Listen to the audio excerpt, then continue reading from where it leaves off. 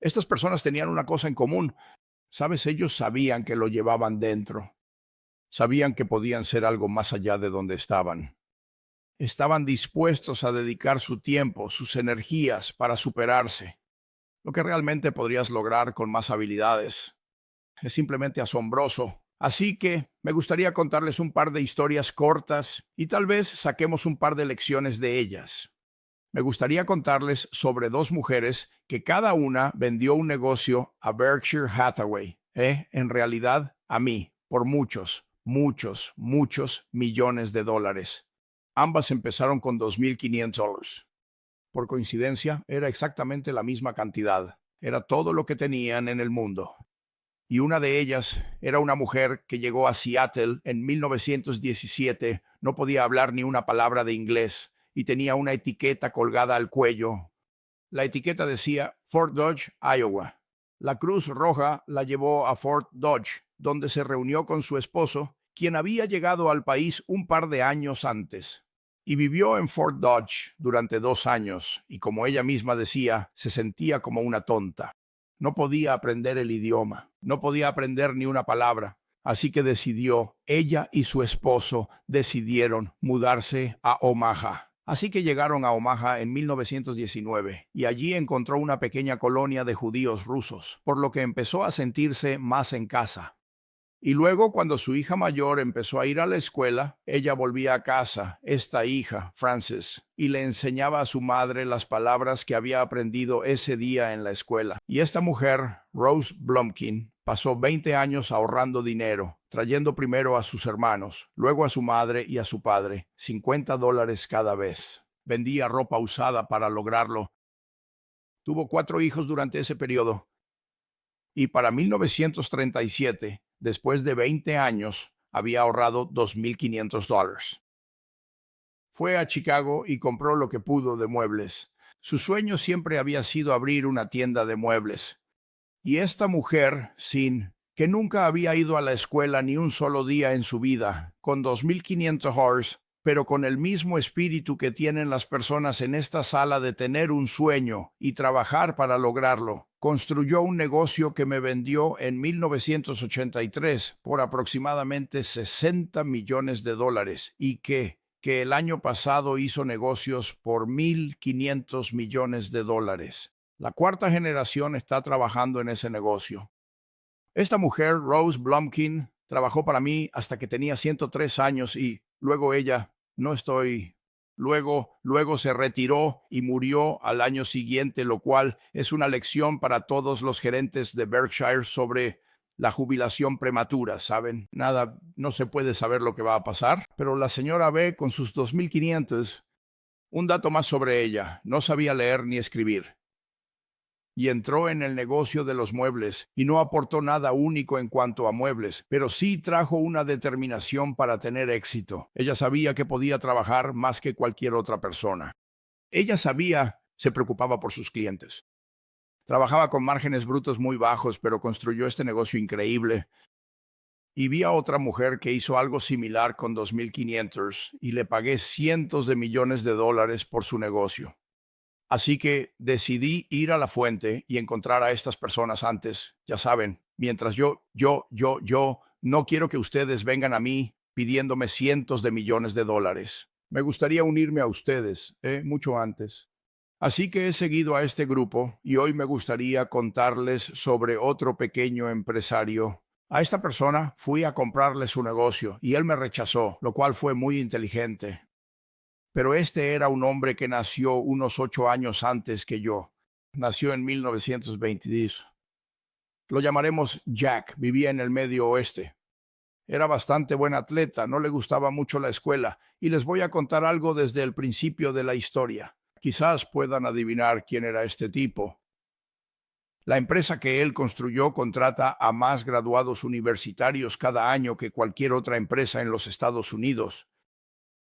Y este hombre que estaba destinado a esto, pero no lo sabía Jack, fue a la universidad por un año y luego la dejó.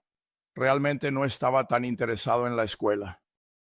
Y el año en que dejó la universidad fue 1941, y cuando el país se volvió Estados Unidos fue atacado. Él fue a la estación de reclutamiento de la Fuerza Aérea del Ejército, se ofreció como voluntario y lo rechazaron porque tenía fiebre del heno. Así que fue a la Marina, nuevamente se ofreció como voluntario y ahí sí lo aceptaron. Lo asignaron a un portaaviones. Pilotó pequeños aviones de combate durante la Segunda Guerra Mundial y recibió 2 cruces de vuelo distinguido de la Marina. Y luego regresó al Medio Oeste. Así que ahora tenemos a un joven. Probablemente para ese entonces tendría 23 o 24 años. Y lo interesante es que al volver al Medio Oeste, en realidad estuvo pasando de un trabajo a otro durante un corto periodo o quizás no fue un periodo tan corto. Y finalmente se convirtió en vendedor de autos usados en una concesionaria Cadillac en St. Louis, Missouri. Y a los 35 años, después de haber ascendido en la organización de ventas, le dijo a su jefe, ¿podría asociarme contigo en el negocio de arrendamiento de autos? El jefe le dijo, bueno, si aceptas reducir tu salario a la mitad y aportas, eran $25,000 que él pidió prestados. Podemos ser socios en una empresa de arrendamiento de autos. Así que mi amigo Jack comenzó a los 35 años en el negocio de arrendamiento de autos y tenía 7 autos.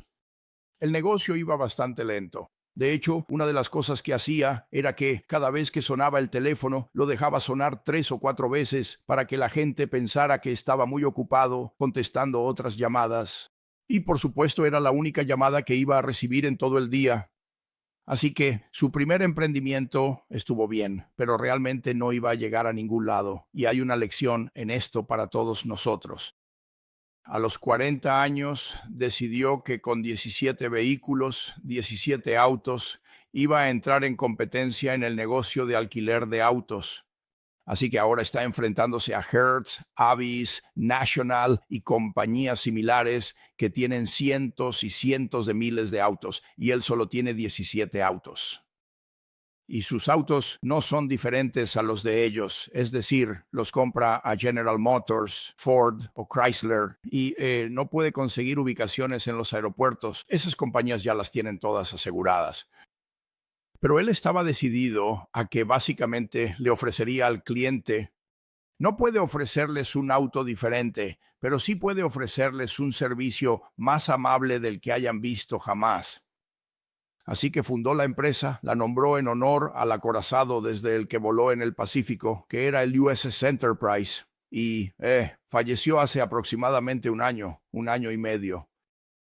Pero cuando murió, su empresa de alquiler de autos, que comenzó con esos 17 autos, valía más que Hertz, Avis y todas las demás compañías de alquiler juntas. El nombre de ese hombre era Jack Taylor y su hijo, Andy Taylor, que es buen amigo mío, dirige el negocio ahora. Un nieto también está en el negocio. Probablemente habrá una 4ª generación en el futuro. Así que este hombre en Estados Unidos no inventó la inteligencia artificial, ya sabes, no hizo nada que, al igual que la señora B vendiendo muebles, quiero decir, cualquiera de nosotros podría haber entrado en esos negocios. Pero él vivía básicamente bajo el credo de deleitar a sus clientes y trabajar con las personas, estableciendo una relación con ellas para que, a su vez, quisieran deleitar a los clientes. Él no podía salir y encargarse de cada coche de alquiler, de cada posibilidad, pero aprendió a proyectarse a sí mismo, y su actitud hacia los demás, y su deseo, ya sabes, de hacer un amigo de cada cliente. Logró tomar autos muy comunes y convertirlos en este negocio extraordinario prácticamente desde la nada.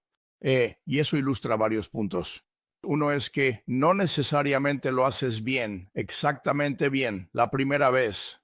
Quiero decir, el negocio de arrendamiento de autos, ya sabes, básicamente competías en el costo del dinero para financiar los autos. Y es muy difícil encantar a un cliente cuando solo le das el auto y le dices que te envíe un cheque mensual durante 5 años y que volverás en ese momento. Así que básicamente sus talentos estaban siendo desperdiciados en ese negocio. Pero a los 40 años... con toda esa experiencia a sus espaldas, encontró la llave dorada. Tomó un negocio muy común y lo convirtió en una operación absolutamente extraordinaria igual que la señora B o Rose Lumpkin hicieron con los muebles. Y no se preocupaba por si la Reserva Federal iba a endurecer o flexibilizar la política monetaria. No se preocupaba por si el mercado de valores había subido o bajado ayer. No se preocupaba por las cosas que no podía cambiar, pero sí se preocupaba si se enfocaba en la única cosa que podía cambiar, y esa era la experiencia del cliente. Y he visto el que se me escapó, Enterprise. Fui a Florida e intenté convencerlo de que le vendiera a Berkshire, y él fue lo suficientemente inteligente como para no hacerlo. Probablemente el valor de la empresa se ha cuadruplicado desde que hice esa visita.